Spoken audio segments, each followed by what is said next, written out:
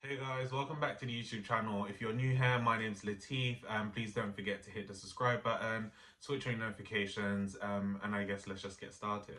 So today is going to be a really quick one for me. I guess I did do my first impressions in regards to Humanrace. So after using them for about actually well over a month, almost up to 2 months now, I think I've kind of concluded my thoughts on them. I think like with most things with skincare, I think your first impressions are always kind of right, and they to a certain extent they dictate how you ultimately feel about the product. So really, if you did actually watch the first impressions, I guess what I'm about to say next will not be a shock.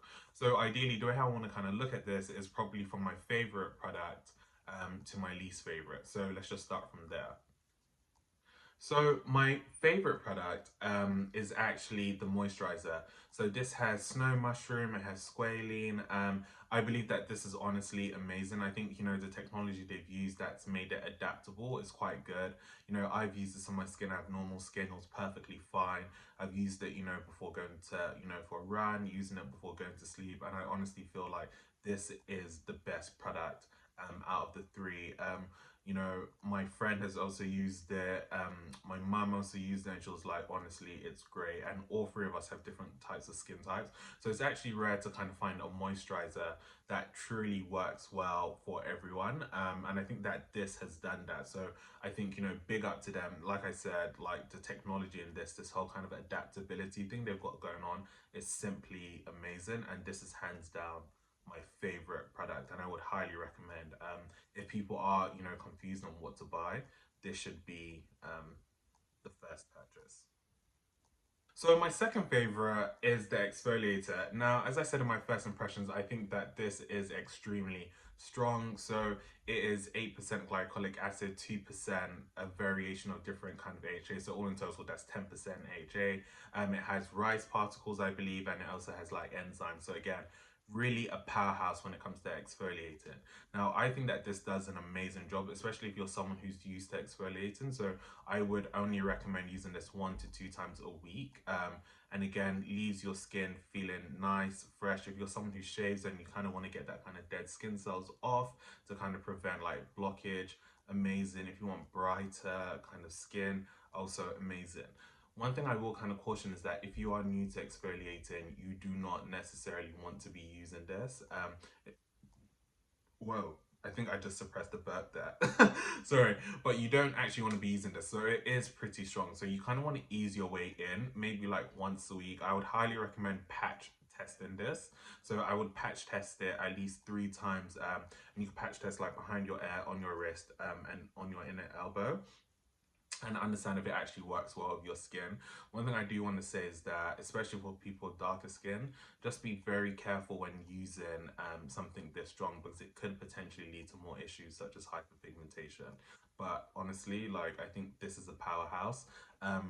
Risk and concerns aside, absolutely an amazing product. I would actually say it's probably one of the best exfoliators I think I've used today actually. Last is the rice powder. Now, I'm actually going to be honest from the offshoot. I actually do not like this product very much. I think for a multitude of reasons. I think one, the whole kind of powder and water element makes it quite hard to lather. So it's really difficult to find the balance, which you don't have to keep on adding much more powder. And what I often find is that you are actually washing your face with more water than the actual product. Secondly, I'll say due to the rice particles, it can feel quite harsh and a bit abrasive on the skin. So if you're someone like me that literally, I don't have sensitive skin per se, but I can feel any kind of grain on my skin, it is a bit irritating. So I definitely felt that with this.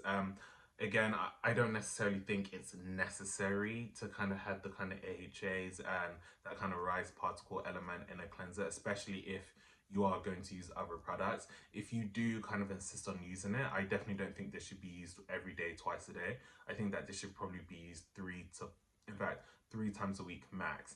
Now, I guess the saving grace about this product is that you can actually use it elsewhere. So like any kind of product which we've discussed, you can use this on your underarms, you can use this on other areas in which you're trying to exfoliate, and I think that it's more suitable. So I've actually seen like a few reviews for some women that have used this that said that's actually been quite good for their bikini areas and their legs, etc. I tried on my underarms and my arms, and I felt like it gave me the desired result that I wanted in those areas as opposed to my face. So I guess that's the one thing I will say about that. Otherwise, look, like I said, I was going to keep this kind of short and sweet. I've spoken about my kind of first impressions about them, so you can watch that video again. I've also, shown myself using those products as well, which I think is what everyone always wants to see. Like, how do you use these products? And you can actually see what I'm referring to, especially when I talk about this rice powder, because I did actually struggle in 4K on camera to actually show how it's used. But generally speaking, I think, the moisturizer and the exfoliator, they are worth every penny. I think they've been done brilliantly. I think the cleanser could do with a bit more work. But generally speaking, I think it's a great launch for a first launch. I think what I would love to see from them is a cleanser which doesn't have these kind of issues that I noted at first, and it's probably kind of less on the exfoliating side and more on the hydrating side. And an SPF, because I think if you are telling people to exfoliate every single step of their routine, they should have an SPF, because we do know once you exfoliate, especially if you're using AHAs, it increases the photosensitivity of your skin, meaning that your skin is more, sensitized to the sun, and that way, sun exposure can cause more damage than usual. So I would love to see an SPF from them, preferably one that works with all skin types, especially dark skin, without like any kind of white cast. So guys, that's everything from me. I hope you enjoyed it. Please, leave a comment. Let me know if you've actually tried these products and maybe you disagree, or, you were bang on money with my kind of analysis. And yeah, just enjoy the rest of your day, guys. I'm in London. It's still in a panoramic, in a, lockdown. So there's not much to do here. But yeah, see you guys later.